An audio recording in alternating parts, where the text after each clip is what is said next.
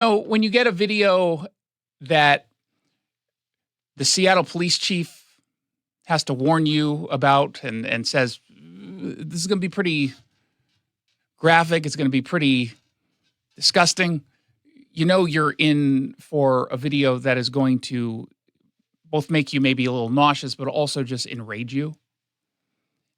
Now, thankfully, there's lots of blurs on the video of a crime that is very, very, very disturbing, but unfortunately part of what feels like a trend with young people who film themselves breaking the law and then laughing about it.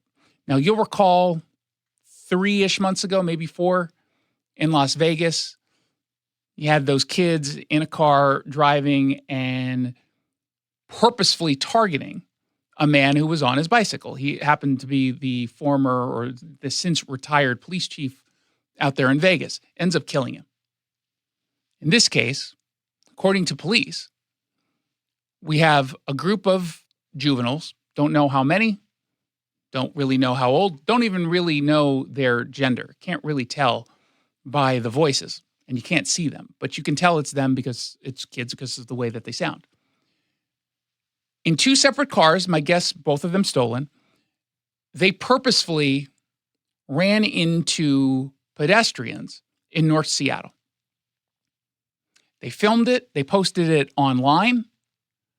Police were able to get the video and they released it.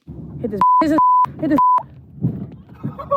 Yeah, yeah, yeah. Here's number 2.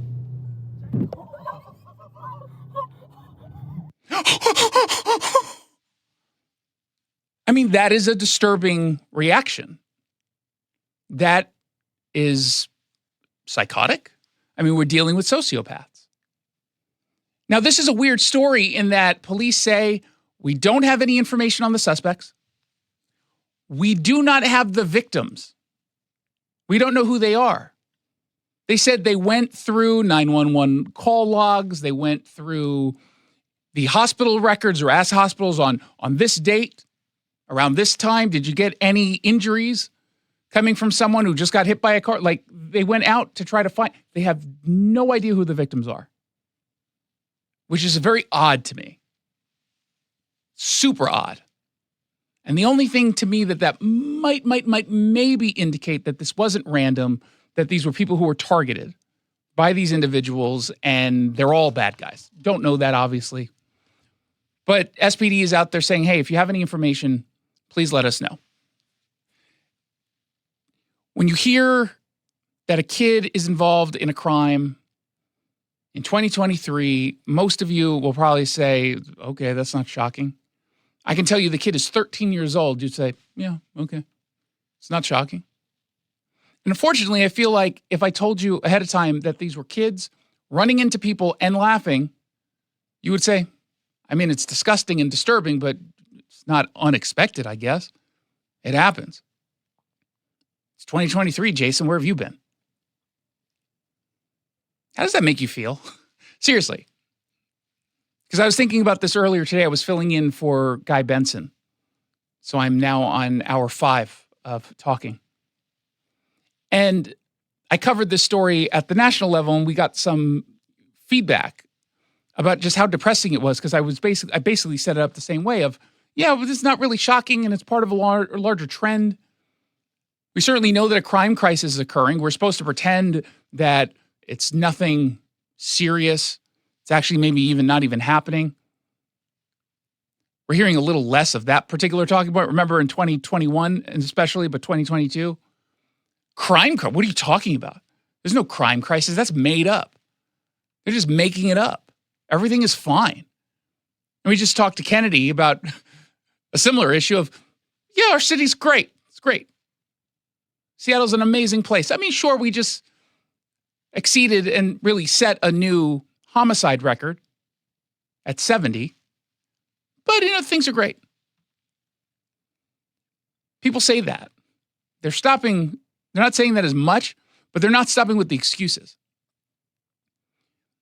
And unfortunately, when you come up with an excuse for criminal after criminal after criminal, really, we should be saying you're coming up with an excuse for crime after crime after crime. And they know that, and they're taking advantage. It's not to say that we didn't have juvenile crime before the defund movement and that whole BLM movement, right? We've obviously had criminal acts, some that were particularly egregious. But these feel different. It feels like a group of sociopaths have become empowered. Kids who are willing to steal cars, who are willing to drive those cars into storefronts or into people. It feels like we're seeing more of these kinds of violent crimes coming from younger and younger and younger people. That signifies a cultural shift. Signifies broken households, but a cultural shift. And when you hear some of these kids talk about their crimes when they actually do get caught, if they get caught, they'll say, oh, you're going to release me. Whatever. You have gang members in LA County Jail singing the praises of the DA, George Gascon, who they know won't end up throwing the book at him. Did you ever think, ever, that either a gang member or just some punk kid who's 14 years old would even know the name of the prosecutor in your county? That is pretty telling. It really is. Or that you have a policy on the books. Did you ever expect a criminal, regardless of their age, to come out and say, oh no, I know the policy that's employed by our local DA and it says so-and-so. It's policy 4A-3. Like, that's where we're at. And that is very instructive. It's incredibly instructive. But you're not supposed to notice, you're not supposed to say anything, which means we're not coming up with any solution. My solution is quite easy. Go back to the place, to a place where we were allowed to not just capture these kids, but throw them in jail where they belong. These are kids who do not belong in restorative justice programs. And yet, the default position, because of their ages, and again, I don't know their age, but you can tell from the video, they're young. I wouldn't be surprised if it was 13, 14, 15 years old. And it sounded like boys and girls, potentially.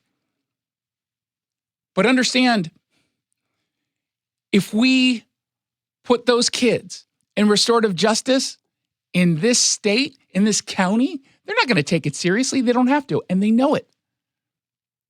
They know it. So you mix in hubris, you mix in this sociopathy, and you mix in the knowledge of the system going easy on them, and this is what you get. This is what you get. They posted it online. They posted the video online. It's the Kia boys, -1 who died. I mean, is this not more wicked than ramming your car through a pot shop? Doesn't this seem like this is completely next level? Yes, they're sociopaths. These are sociopaths. They are a particular danger. That's why I want them in jail. I don't even take the position that I would jail a 15-year-old who drives a car into a storefront, necessarily not by default. I would want to look at the facts of the case.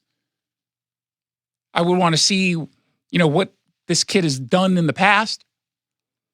But this, let's just assume, even though, honestly, the chance of this being their first crime, very small. But let's just live in that world. Okay. I guess you're one of the unlucky ones then. You got caught after a first-time crime. You need to go to jail. These are dangerous kids. This act and their response is dangerous. It's the laughing, thinking it's funny. Well, his brain isn't fully functional yet.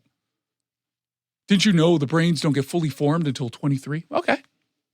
So, this kid's a danger then until he's 23 or 24 and apparently learns that you shouldn't be driving into people, trying to kill them. And that's my assumption, is they tried to kill these random pedestrians, if in fact they were random. The video is up on our social media channels. So if anyone has any information, why have you been sitting on that?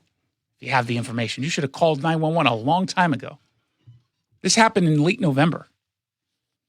And the police are only now putting it out. They could have put it out on November 26th when the first incident occurred, but they didn't. Let's find out what else is trending. What's trending?